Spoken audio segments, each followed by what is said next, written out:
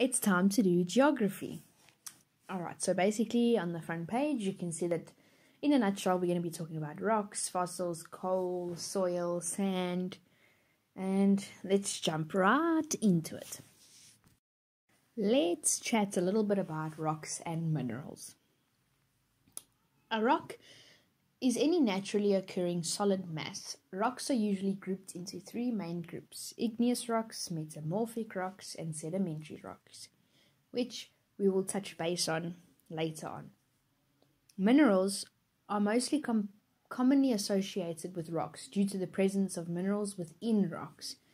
So basically, to make a rock, there are some minerals.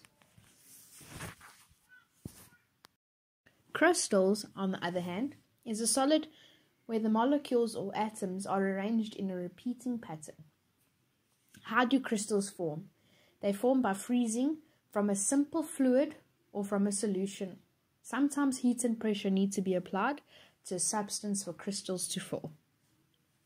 So they start off as simple fluids or liquids, and then they freeze and they become these beautiful, colorful crystals like you can see. Igneous rocks. Igneous rocks are formed through the cooling and solidification of magma or lava.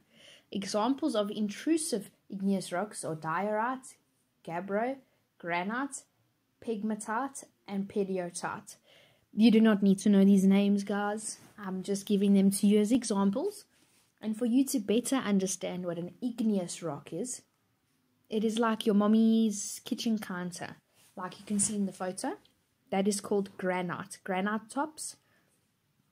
And they're quite speckly, and they're formed through the cooling of lava. Now, where does lava come from? From volcanoes, for example. And then that lava, that hot lava that comes out of the volcano, gets solidified, which means it becomes harder, and that's how these rocks form. So just remember, igneous is like your mommy's granite kitchen top. Sedimentary rocks. Sedimentary rocks are types of rock that are formed by the accumulation or deposition of small particles and subsequent cementation of minerals and organic particles on the floor of oceans and other bodies of water at the Earth's surface. That was a big jumble-wumble of words. That is the definition, but you guys don't need to understand it that way. The way I would prefer you to understand it would be sedimentary rocks contain sediments. And a sediment is like tiny little particles, tiny little crumbs of things. So these tiny little parts gather up and then they form this rock by having pressure and heat.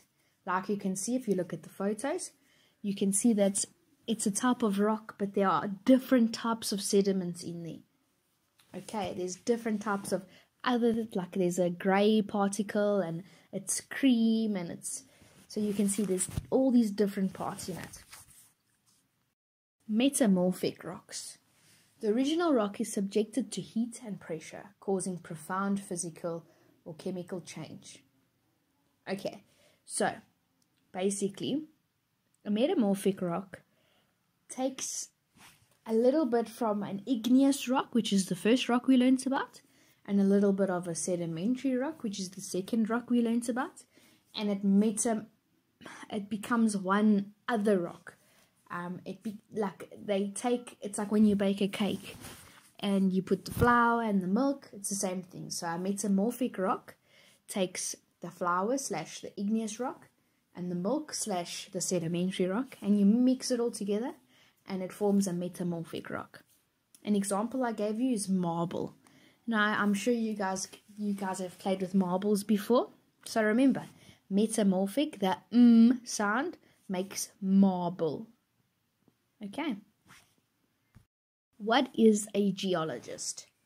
If you are fascinated by rocks and spend hours digging for interesting samples in the backyard, you might be a budding geologist, a scientist who studies all things related to the earth. A geologist is an expert in the field of geology, the study of what the earth is made up and how it was formed. So, in other words, a geologist is someone who studies the earth and how it was formed, and looks at rocks and sand and all these other parts of the earth. Okay. Erosion.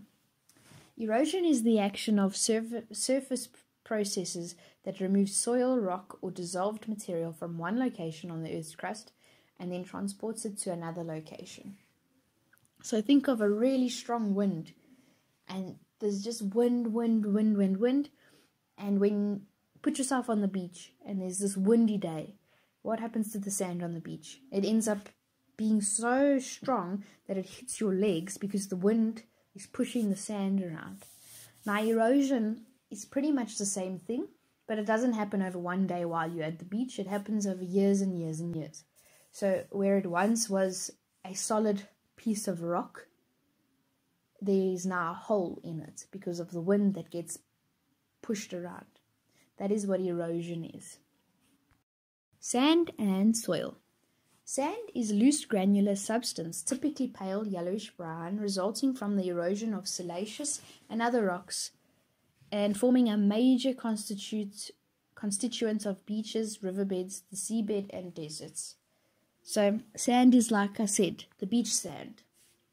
Soil, on the other hand, is the upper layer of earth in which plants grow, a black or dark brown material, typically consisting of a mixture of organic remains, clay, and rock particles. In other words, soil is where you would plant your plants. That's where mommy or daddy go and they make their gardens all nice and there's trees and flowers. That's where you plant, on soil. Sand is like the beach sand. Now, when you go to the beach, do you see so many plants? No. Sand needs soil to make something grow. Coal and fossils. Coal is a combustible black or brownish black sedimentary rock. What mommy or daddy make a bra with, that is what is known as a coal. It's the things that start the bra and makes the bra extremely hot so that you can cook your food. I'm sure you've seen one, I'm sure you've touched it, I'm sure you've drawn with it. It stays black on your fingers. That is coal. Fossils are the remains or impressions of prehistoric plants or animal embedded in rock and preserved in petrified form. A fossil is animals that have passed away, died, long ago. I'm talking thousands and thousands and thousands of years ago, where they were buried, for example, or their bones were left on the sand. And with time, as the years have gone by, the sand has blown and the trees have fallen and there's just more sand and soil and trees have grown from there. And at the end of it, the bones are underneath so many layers that the pressure that it causes makes a fossil, which is the remains, the bones, in other words, of animals that used to live long ago.